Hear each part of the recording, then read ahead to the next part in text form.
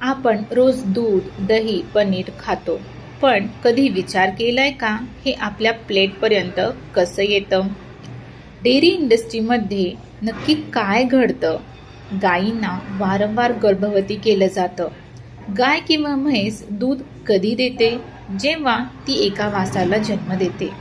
तिचं दूध हे तिच्या वासरासाठी असतं, पण ते तिला पाजू दिलं जात नाही, कारण ते दूध बाजारात विकण्यासाठी हवं असतं ना. गाईला प्रत्येक वर्षी गर्भवती केलं जातं. तिला एकाच ठिकाणी बांधून ठेवलं जातं. 9 महिने ती वासाला पोटात वाढवते, त्याला जन्माला घालते आणि त्यानंतर तिला दूधही पाजू दिलं जात नाही. तुम्हीच विचार करा, यापेक्षा एका आईला दुसरं मोठं दुःख काय असू शकतं? तर नर वासराचं काय होतं? नर वासरू हे मोठे होऊन दूध देऊ शकत नाहीत. त्यामुळे त्यांचा काहीही उपयोग नाही. कारण आधीच्या काळामध्ये बैलाचा वापर शेतामध्ये होत होता, पण आता त्याची गरज नाही. त्यामुळे नर वासराला जन्मताच विकण्यासाठी पाठवलं जातं.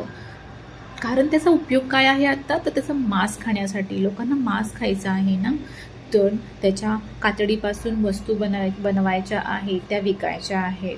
तुम्ही विचार करू शकता, त्यापेक्षा खूप खूप मोठ्या प्रमाणात गाय आणि म्हैस यांच्यावर अत्याचार होतो. खूप खूप क्रूरता भरलेली आहे डेअरी इंडस्ट्रीमध्ये.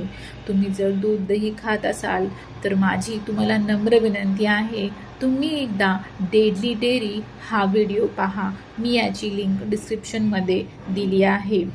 तर जास्त उत्पादनासाठी हार्मोन्स, औषधं वापरली जातात. त्यामुळे त्यांच्या शरीरावर खूप वाईट परिणाम होतो. त्यांना डेली हार्मोन्सचे इंजेक्शन दिले जाते. त्यामुळे त्यांना जेवढा पेन एका आईला आपल्या बाळाला जन्म देताना होतो, तेवढा त्रास त्या गाईला किंवा म्हशीला रोज सहन करावा लागतो. कारण आपल्याला दूध आणि दुधाचे पदार्थ खायचे आहेत. आपण विचार न करता दूध पितो, पण त्यामागे एका आईचं दुःख आणि तिच्या बाळाची वेदना आहे. आणि हे दूध पिऊन तुमच्या शरीरालाही काही उपयोग नाही. तुमच्या शरीरासाठीही ती धोकादायक आहे. ते कसे धोकादायक आहे मी ह्या व्हिडिओमध्ये सांगितले आहे. तो व्हिडिओ तुम्ही नक्की पहा.